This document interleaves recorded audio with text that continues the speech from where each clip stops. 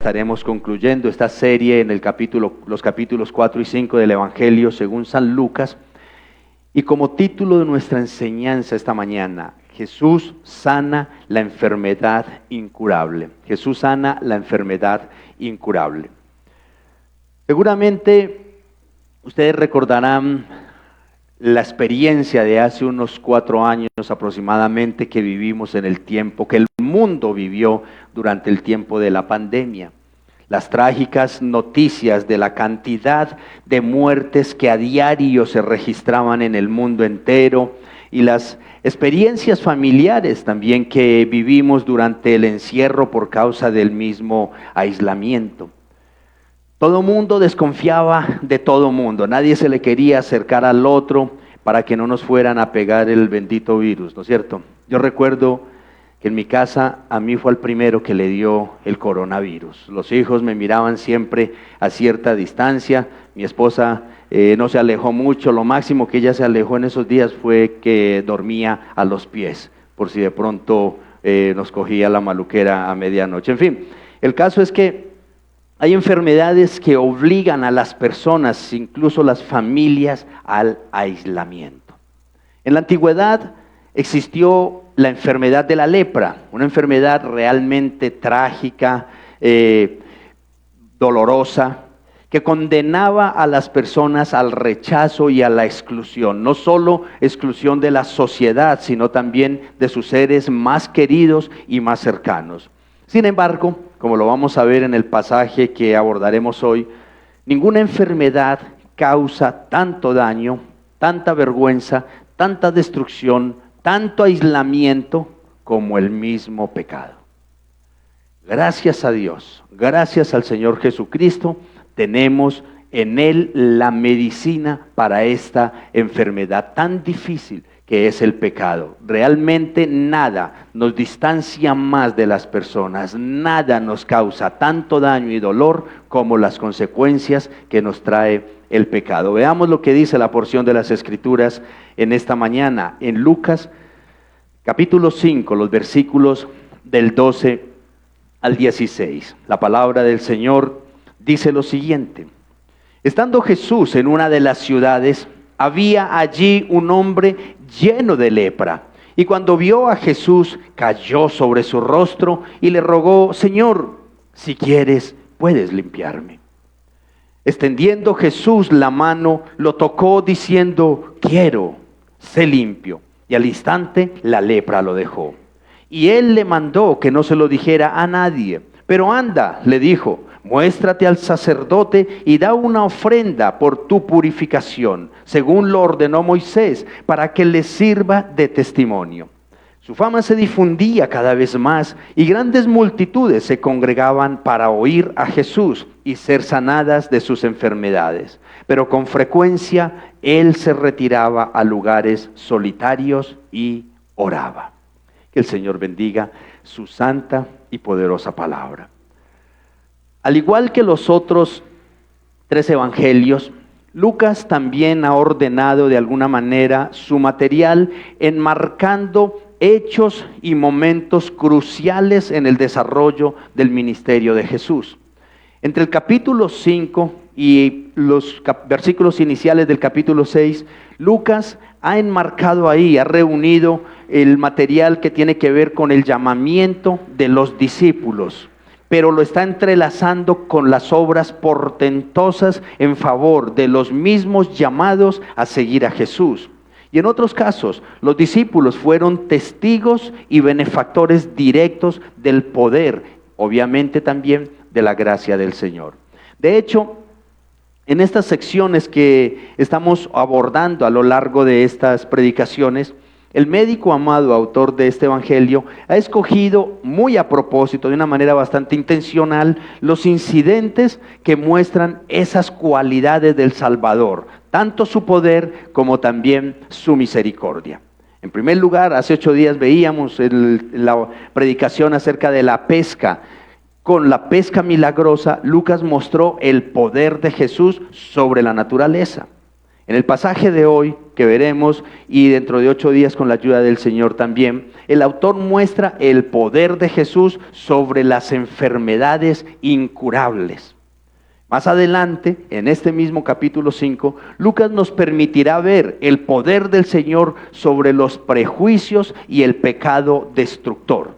Pero en todos estos eventos, como lo estamos viendo y lo veremos también, eventos portentosos, grandes, maravillosos, no solo resalta el poder de Jesús sobre toda la creación y los elementos que la conforman, sino su gracia y misericordia para perdonar pecados y para liberar y salvar pecadores. Las dos cosas van de la mano. Así que en nuestro pasaje de hoy queda bastante claro que Jesús el Salvador tiene tanto el poder para curar y la autoridad para perdonar los pecados, así como también tiene el poder para restaurar, renovar y dar nueva vida. Esas dos cosas, poder y gracia, van entrelazadas a lo largo de todos los evangelios. Vamos entonces a ahondar un poco en este texto que acabamos de leer. Y el primer de los encabezados dice: Jesús restaura a un leproso. Lucas nos aclara que, más bien no nos aclara en qué ciudad se encuentra Jesús en este momento. Pero lo que sí es claro es que el pecado y sus consecuencias destructivas están latentes en cada rincón de Palestina.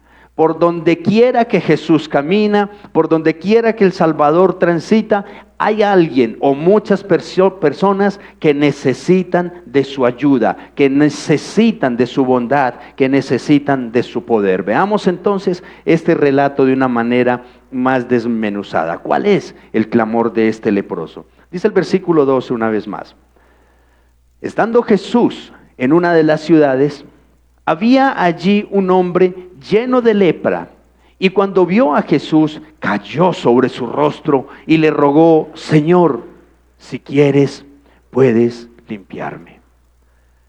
En este caso, como en todos los demás, para lograr entender la magnitud del milagro que va a realizar el Señor Jesucristo, debemos entender también la severidad de esta enfermedad.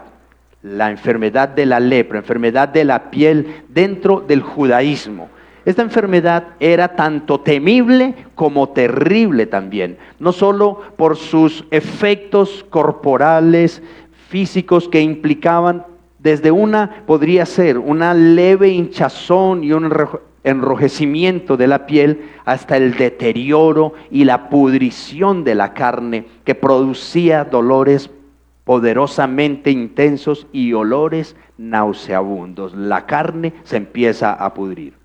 Pero aparte de estos efectos físicos que deterioran tanto, no eran menos dolorosas las consecuencias sociales, igual de difíciles también.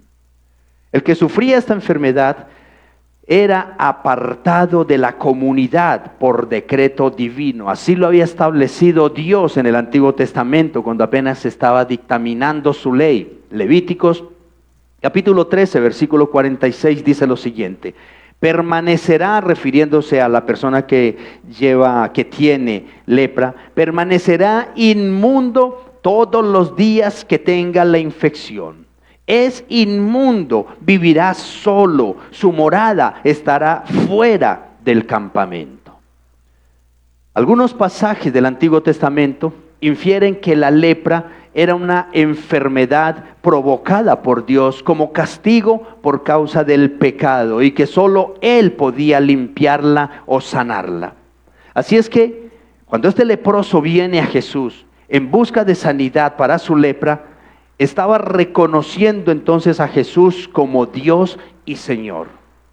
Su palabra y su toque serían suficientes para limpiar a este pobre hombre. Y de igual manera, como la enfermedad se asocia con el pecado y con la vergüenza, la intercesión de Jesús aquí, el poder y la gracia de Jesús, eliminan entonces la vergüenza y anuncia que esa persona ha sido perdonada del pecado. Así es que este hombre que por su lepra nadie se le podía ni quería acercarse a él para traerlo hacia Jesús. Él mismo saca fuerzas de donde no las tiene y se abre paso, se abre camino a través tanto de las barreras humanas como de las barreras religiosas que le alejaban de la sociedad. Y postrado ante el Salvador, suplica para que lo limpie. El leproso no ve a Jesús como un profeta, no ve a Jesús como un intercesor, como eran vistos los siervos de Dios en el Antiguo Testamento. Este hombre está viendo a Jesús como Dios mismo. Le atribuye al Señor el poder y la gracia de Dios para hacer lo que desee. No duda del poder de Jesús, por eso dice si quieres. No le dice si puedes, sino si quieres. Si quieres, puedes limpiarme.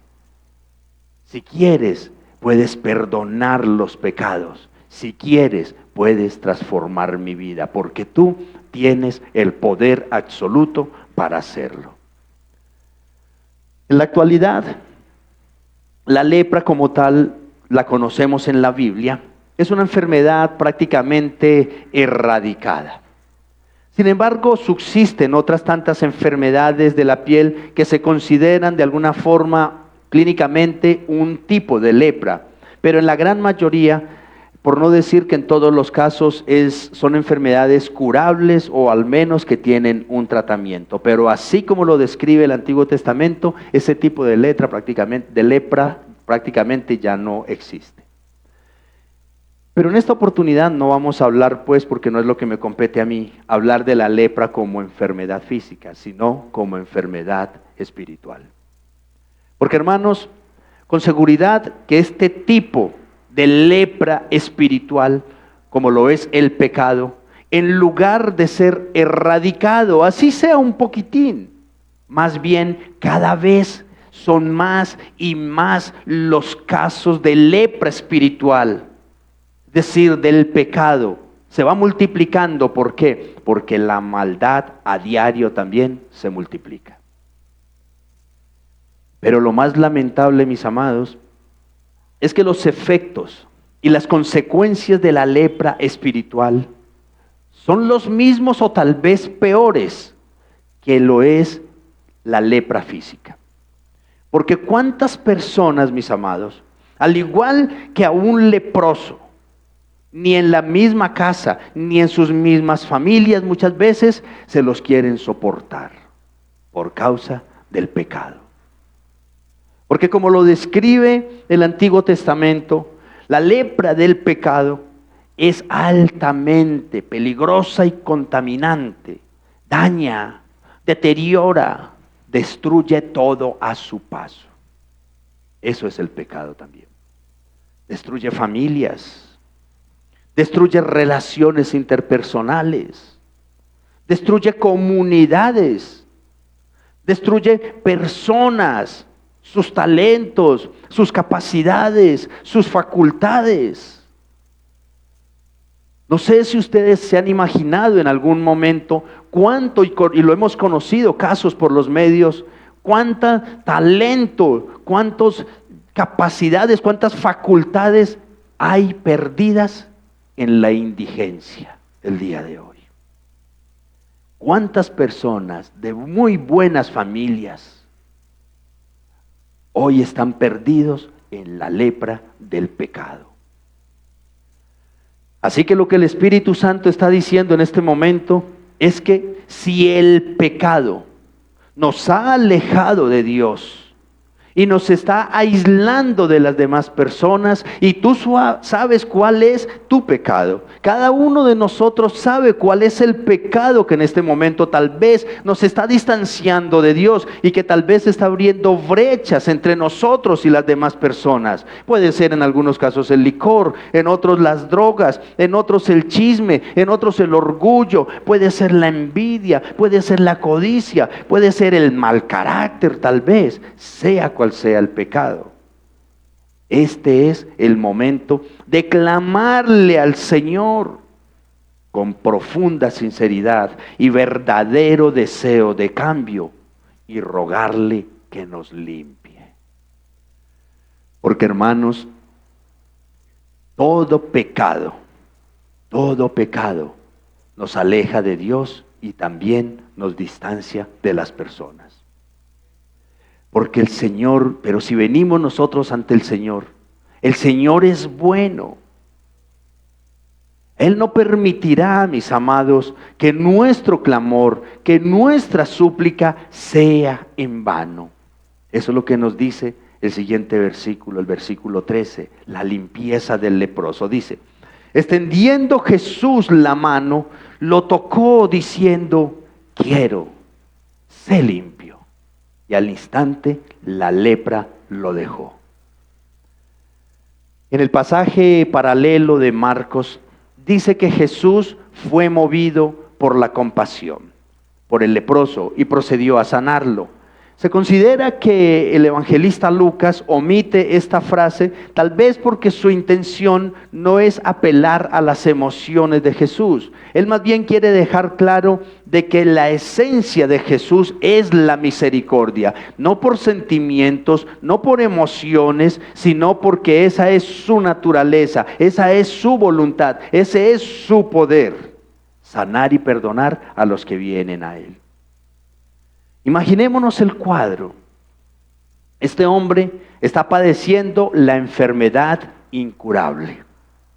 Todo lo que está a su paso, todo lo que él toca será contaminado y será declarado inmundo también. Todo.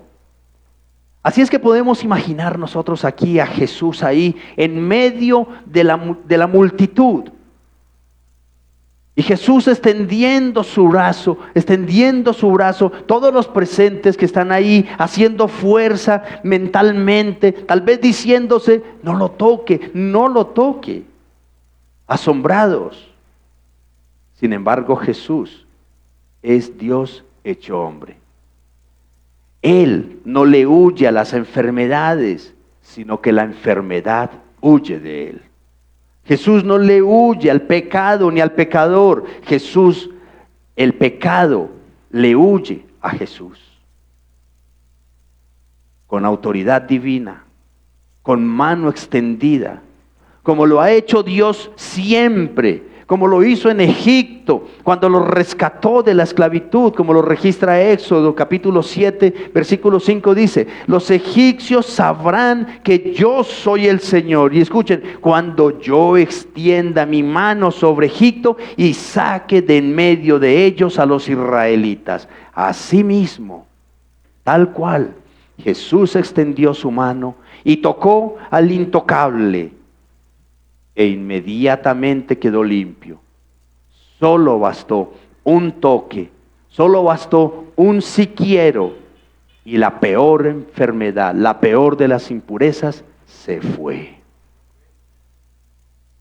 Esto fue suficiente, mis amados, para que este hombre despreciado y aborrecible, leproso, recuperara no solo su salud, sino también su familia, recuperara su vida y recuperara su esperanza. Un toque del Señor, un si quiero del Señor.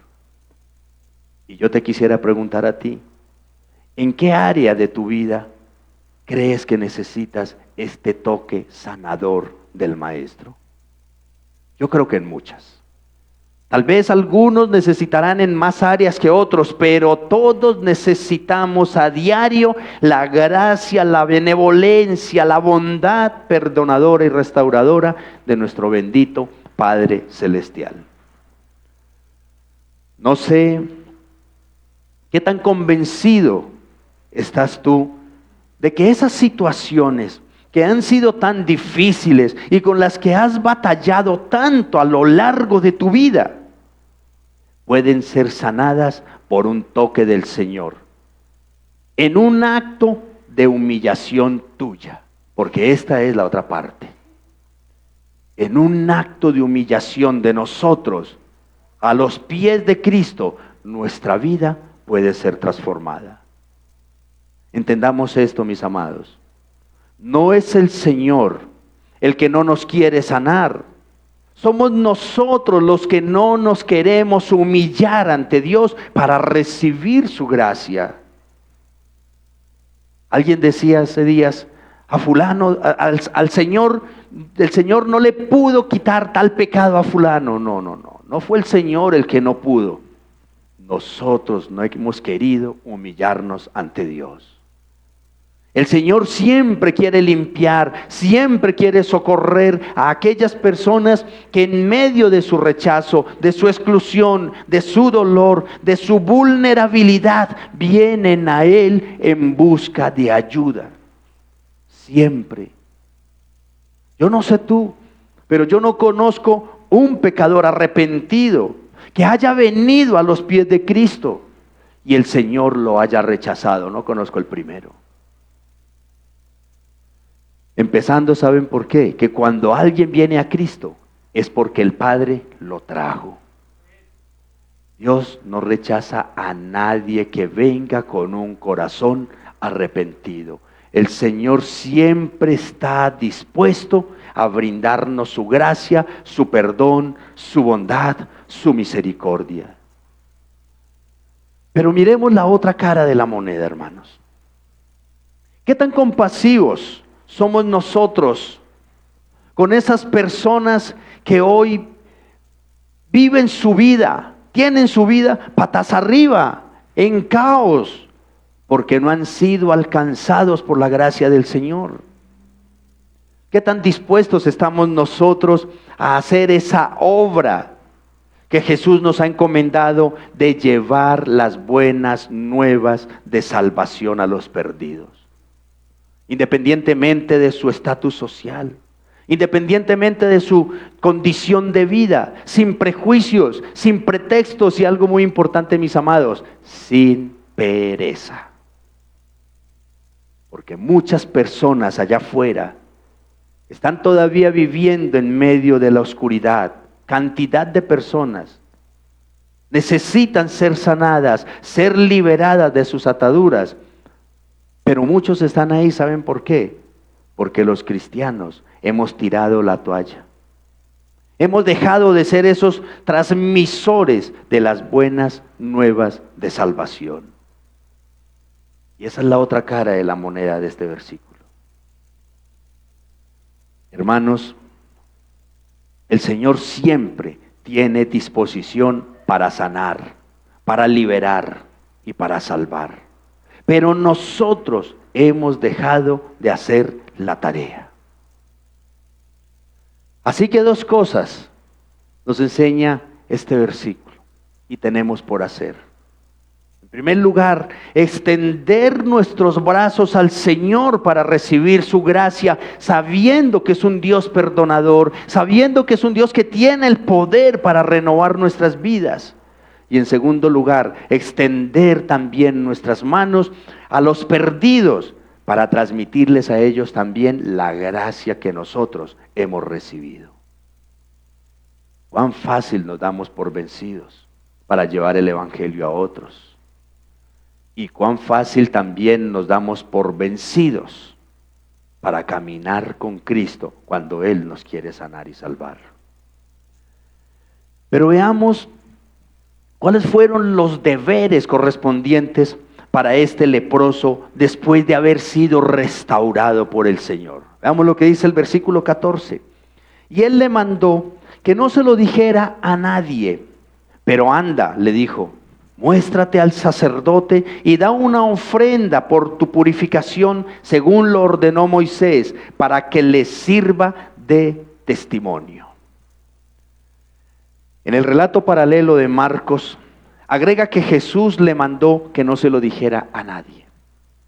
Sin embargo, el leproso, recién limpiado, recién sanado de su azote, hizo caso omiso y en lugar de guardar silencio, lo publicó abiertamente.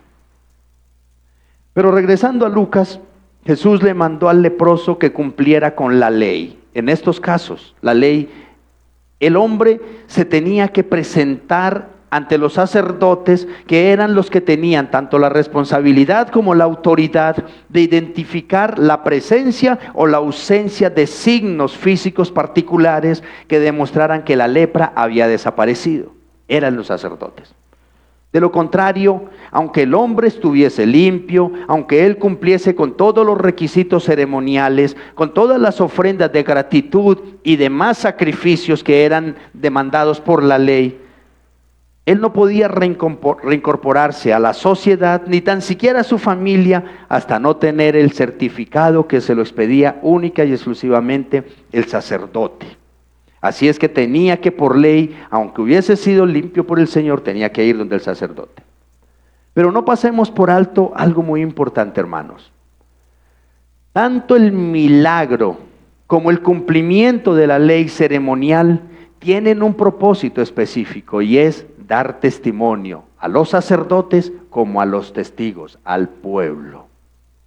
En ambos casos, el leproso sanado completamente y reincorporado ya a la sociedad testifica la autoridad, el poder y la compasión de Jesús. Ahora bien, el testimonio del poder y la compasión de Jesús a través de alguien que ha sido realmente restaurado arrojará dos resultados. El testimonio de este leproso que ha sido limpio totalmente, el lado positivo es que promoverá y despertará la fe en las personas. De eso sirve, o para eso sirve el testimonio. Pero el resultado negativo de nuestro testimonio es que al ver este portento del Señor y negarnos a creer este milagro, es un acto de total incredulidad. Esa es la parte negativa. Pero para eso es necesario también nuestro testimonio. Y Jesús dice por allá en el Sermón del Monte que nadie pone una lámpara debajo de la mesa o debajo de un recipiente para que nadie la vea. Porque entonces dice, ¿qué gracia tendría encender la luz de la lámpara si la vamos a tapar con algo más?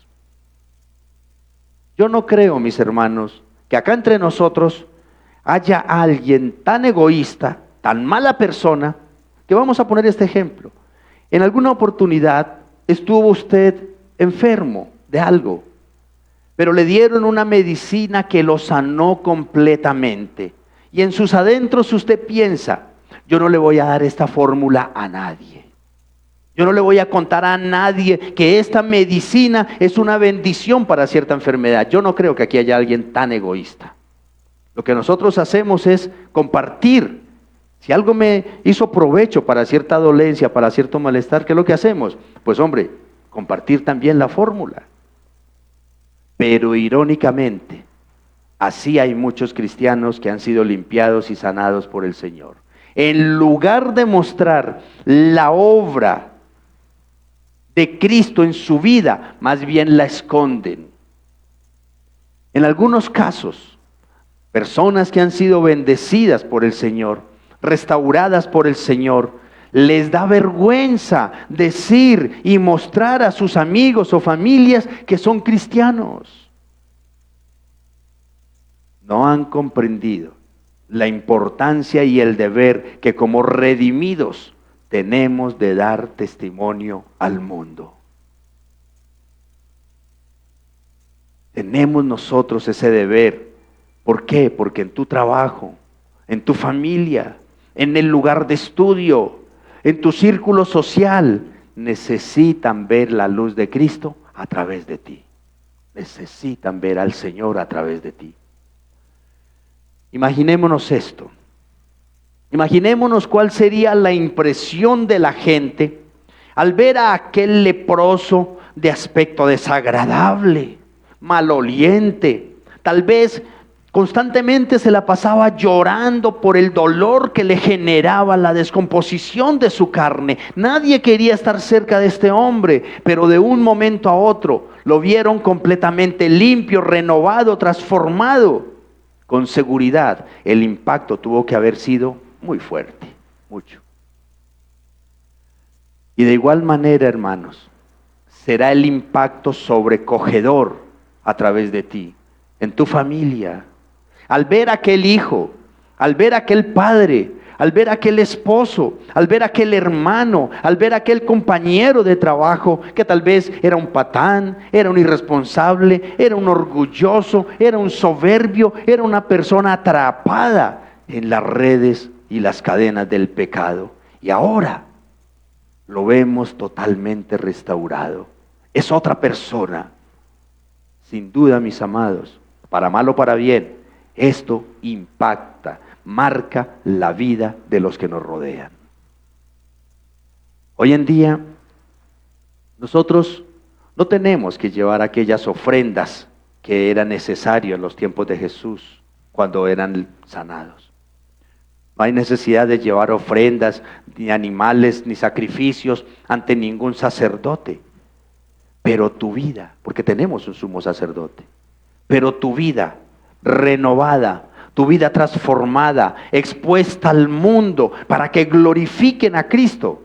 Esa, mi hermano, esa es la mejor ofrenda que tú le puedes dar a aquel que pagó por tu salvación y restauración. Tu vida transformada. No hay una mejor ofrenda que tú le puedas dar al Señor. No hay un mejor sacrificio. Que los demás vean a Pepito, a fulanito, a sutanita, transformada. Ya no es la sombra de lo que había antes. Una persona a quien el Señor le dio una nueva vida. Pero Lucas también nos muestra otra faceta de la vida de Jesús. Dice el segundo encabezado: admirado por los hombres, pero dependiente de Dios. Creo que todos nosotros conocemos historias de personas que cuando tal vez iniciaron cierto proyecto, lo hicieron modestamente, con humildad, con sencillez. Pero cuando las cosas resultaron tan bien, incluso sobrepasaron las expectativas, mejor de lo esperado, muchas de estas personas se desviaron del camino. Se olvidaron de los sueños iniciales, nobles y humildes. Y la fama y el poder y su influencia terminaron arrollándolos, convirtiéndolos en personas no muy gratas, no dignas de imitar. Y tal vez, hermanos, todos necesitamos un buen ejemplo de dominio, un buen ejemplo de humildad y de dependencia de Dios. Y Jesús es ese modelo. Veamos lo que dice el versículo 15. ¿Cuál era la fama y las prioridades de Jesús? Dice el versículo 15, su fama se difundía cada vez más y grandes multitudes se congregaban para oír a Jesús y ser sanadas de sus enfermedades. Como lo hemos venido mencionando en el pasaje paralelo de Marcos, dice lo siguiente, Marcos 1, versículo 45. Pero él, refiriéndose al leproso, en cuanto salió comenzó a proclamar abiertamente y a divulgar el hecho, a tal punto que Jesús ya no podía entrar públicamente en ninguna ciudad, sino que se quedaba fuera en lugares despoblados y venían a él de todas partes. Evidentemente, el hombre hizo todo lo contrario a lo que le ordenó Jesús. En lugar de guardar la prudencia, la discreción ante el milagro que lo restauró, más fácil salió a difundir, a gritar las noticias por todas partes, lo cual hizo que su fama creciera en el momento que no era oportuno todavía. El punto tanto de Marcos como de Lucas es que cuando el poder sanador de Jesús elimina alguna enfermedad, sana a alguien, sencillamente es muy difícil, por no decir que imposible, quedarse callado. Pero no pasemos por alto en este versículo que una vez más Lucas destaca la importancia de la predicación y el oír la palabra de Dios por encima de las mismas sanaciones de las enfermedades. ¿Quién más que Jesús conoce las necesidades de la gente y comprende que la mayor necesidad del ser humano siempre será conocer la verdad? Esa verdad que trae libertad. Aunque Jesús no buscaba fama, era inevitable que su nombre, su poder, su autoridad y su palabra se difundieran por cada rincón de la región. Y este es un punto interesante para nosotros, hermanos. Aunque la fama o el éxito, los triunfos lleguen a tu vida, nunca puedes perder de vista las prioridades y los principios iniciales. No podemos nosotros cambiar esa humildad, esa sencillez, esa nobleza cuando llegan las bendiciones. Hay un dicho por ahí que dice que el fin justifica los medios, pero no siempre aplica en todo, menos en asuntos del evangelio, menos.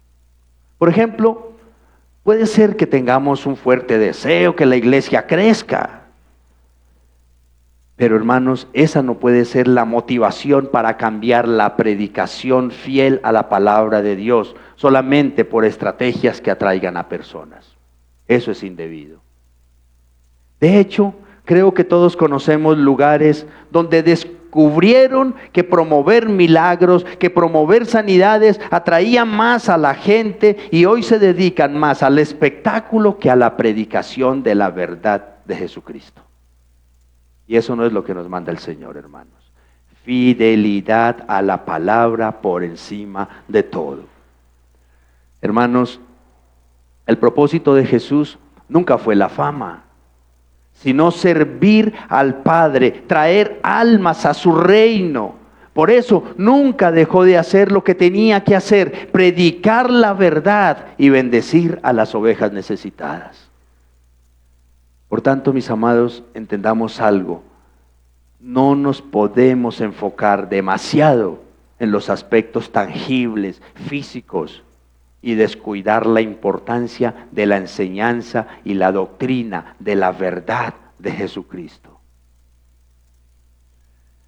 Así que, hermanos, aprendamos cada día más y más de Jesús. Y entre esas cosas que debemos de aprender está lo que dice en el último versículo de esta sección. El versículo 16 dice: pero con frecuencia él se retiraba a lugares solitarios y oraba. A pesar de la fama de Jesús que aumentaba día a día, nuestro Señor nunca perdió su humildad ni tampoco buscó independizarse del Padre. Ya no necesito de Dios, ya tengo los seguidores que quería. No. Su vida fue una constante vida de oración y de dependencia de Dios. Nunca creyó en su propia autosuficiencia. Es obvio pues que al hablar de dependencia de Dios, necesariamente debemos hablar de oración. ¿Y quién mejor que Jesús para comprender la estrecha relación que debe de haber entre dependencia y oración? No es coherente decir, yo dependo de Dios, pero no oro casi nunca. Eso es mentira, no funciona de esa manera. De hecho, la vida regular e intensiva de oración del Señor explican cómo tenía el poder para sanar. Él pasaba horas y horas en oración con Dios. Todos los evangelios, pero en especial este evangelio de Lucas, presentan a Jesús orando en los momentos clave de su ministerio. Así lo registra un poco más adelante en el momento de escoger a sus discípulos, que era un momento crucial. Lucas capítulo 6, versículo 12 dice: en esos días Jesús se fue al monte a orar y pasó toda la noche en oración a Dios. Y en esa misma línea de pensamiento, esta oración de Jesús en nuestro pasaje ocurre justo antes de su primer conflicto con los fariseos y con sus opositores, según lo veremos en una próxima predicación. Ahora, ¿qué tanto nosotros acudimos a Dios? ¿Qué tanto nosotros oramos? ¿Dependemos del Señor en esos momentos cruciales de nuestra vida? ¿Qué tanto? Jesús, como hombre, conoce a la perfección que a más multitud, más fama. A más fama, más trabajo y mayor tentación. A más trabajo y más tentación, más dependencia de Dios. Y para eso es necesario más oración. ¿Por qué resistía a Jesús las tentaciones? ¿Por qué Jesús tuvo la vida que tuvo? Porque dependía 100% de Dios el Padre. Y yo te pregunto, ¿qué tan intensa y activa es tu vida de oración? ¿Qué tan intensa y activa es tu vida de oración? Un gran porcentaje de cristianos, cuando uno les hace esta pregunta, la respuesta muchas veces generalizada es: no mucho, pastor, no mucho. En estos días le he mermado siempre a la oración, pastor, pero Dios conoce mi corazón. Dios sabe cuánto le amo. Aunque no he vuelto a la iglesia, aunque ya no estoy orando mucho, aunque se me empolvó ya la Biblia también, pero Dios sabe que le amo y Dios conoce mi corazón. Y así no es como funciona, hermanos. El romanticismo no va con Dios de esa manera. Otros dicen: pastor, en realidad yo no oro en la mañana, yo tampoco oro en la noche, porque me levanto casi siempre cogido del tiempo, casi siempre carrereado, salgo muy de afán, pero yo sí oro cuando voy en el bus, cuando voy en el carro, cuando voy en la moto, cuando estoy en el trabajo, cuando estoy aquí, cuando estoy allá, en todo lugar yo estoy orando, pastor. Yo realmente no lo he logrado. Yo no puedo orar mientras estoy escribiendo en el computador. Me ha quedado muy difícil eso. Yo no sé cómo los demás hacen. Pero eso no está mal. Orar en todo tiempo no está mal. Pero si nosotros observamos el pasaje, vemos que Jesús, siendo Jesús, se retiraba a lugares solitarios y oraba. Seguramente que Jesús oraba cuando iba a pie por el desierto. Jesús oraba cuando iba a caballo. Jesús oraba a la hora de las comidas. Jesús oraba en muchos momentos, pero siempre también tuvo momentos de intimidad con el Padre. Esos son especiales. Así, en ese momento, yo me fundo con el poder del Espíritu Santo para dirigirme en oración al Padre. Y hermanos, déjenme decirle esto: no tengo duda de que la vida del Salvador del mundo, Jesús, era mucho más atareada, mucho más ocupada que la de todos nosotros juntos, pero se pasaba horas y horas orando cada día. Hoy en día, pues, claro, todos tenemos muchos afanes. ¿A qué horas entonces oro? ¿A qué horas me levanto? ¿A qué horas tengo que dirigirme a Dios? Si pierdo media hora orando, es media hora que pierdo de desplazamiento, es media hora que pierdo de trabajo, es media hora que pierdo de producir. Pero no, hermanos, Jesús sabía que dependía de Dios. ¿Y saben por qué?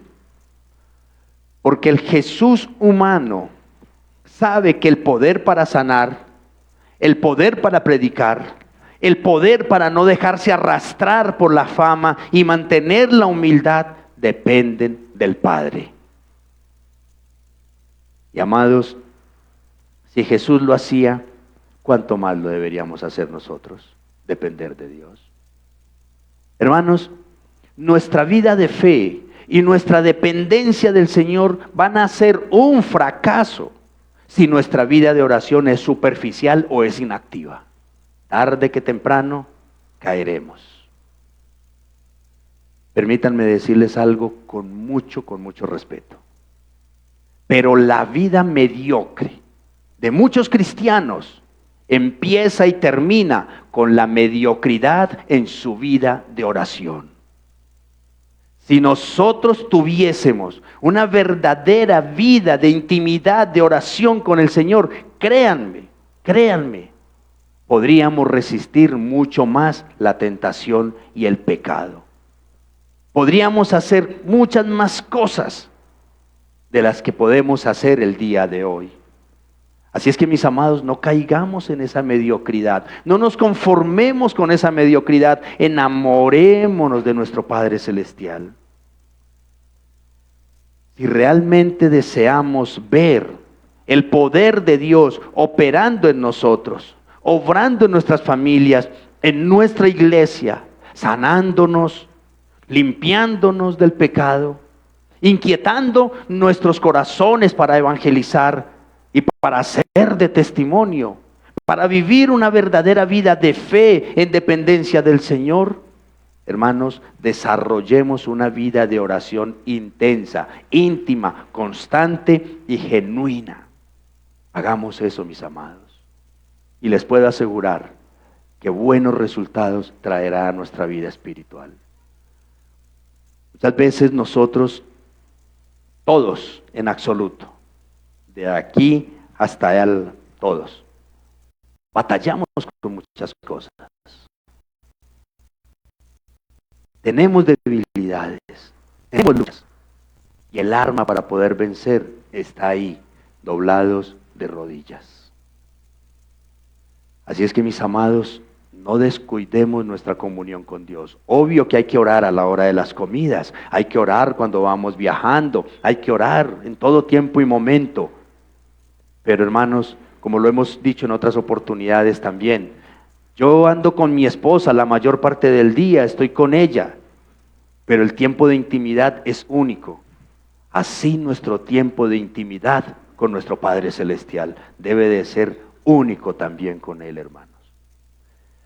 Y ya para ir acercándonos al final, como ya lo hemos comprendido a lo largo de estas predicaciones, el énfasis principal de Lucas en este evangelio es mostrar a Jesús como el Salvador de todos los perdidos, sin importar su estatus socioeconómico, ni tampoco su cultura, ni tampoco sus creencias del momento. Dentro de su plan de salvación, no solo ha puesto los ojos y derramado su gracia y poder sobre algunos círculos sociales, no. Al contrario, ha puesto sus ojos sobre aquellos más vulnerables, más desamparados, como este leproso, pero que han acudido y han creído en Él. Incluyendo personas que padecen esta enfermedad incurable del pecado, la lepra espiritual. Y hermanos, seguramente la situación de este leproso es la situación de algunas personas que estamos acá en este momento. Despreciados, rechazados, excluidos de algunos círculos sociales o tal vez familiares por causa de la lepra del pecado. Y vuelvo y repito lo que dije hace un rato. Cada quien de nosotros sabe cuál es el pecado que lo está destruyendo. Cada quien de nosotros sabe cuál es el pecado que lo está alejando de Dios. Cada cual sabe cuál es el pecado que nos está apartando de las demás personas, que está haciendo que los demás me eviten. Porque eso es lo que sucede con nuestro pecado, hermanos. En algunos puede ser, vuelvo y los menciono, la drogadicción, el alcoholismo, la delincuencia, el robo, pero en otros puede ser el chisme, puede ser el orgullo, puede ser la mentira, puede ser la envidia. Hermanos, eso nos aleja de Dios. ¿Quién va a querer invitar a casa a un envidioso? ¿O quién va a querer estar yendo a visitar a alguien que se lo come el orgullo? ¿Quién va a querer traer a la casa a alguien que se le pega lo ajeno? O a alguien que viene solamente a mirar lo que hay, lo que no hay, para salir a chismosear. Eso es pecado que nos aleja de las demás personas. Y obviamente hay otras cosas como las que mencioné anteriormente que realmente nos alejan y destruyen nuestras vidas también. En fin, mis amados, sea cual sea el pecado que nos aleja del Señor y de los demás, Cristo nos puede sanar y limpiar de ese azote. Pero necesitamos algo: humillarnos ante Él como lo hizo el hombre de esta historia. Que tú le digas en este momento: Señor, si quieres, tú puedes limpiarme. Señor, tantos años batallando con esto, Dios. y no he podido cambiar. Pero si tú quieres, tú sí puedes transformar mi vida. Y con seguridad, mis hermanos, con seguridad total de que el Señor nos dirá, sí quiero. Y puede ser limpio. Porque como lo decíamos ahora, no conozco el primero que haya venido con fe y arrepentimiento ante Dios y que Dios le ha dicho, no me interesa tu vida. No conozco el primero. Todo aquel que venga ante Él humillado y quebrantado, rendido ante el Señor, recibirá gracia, misericordia y poder para ser transformados.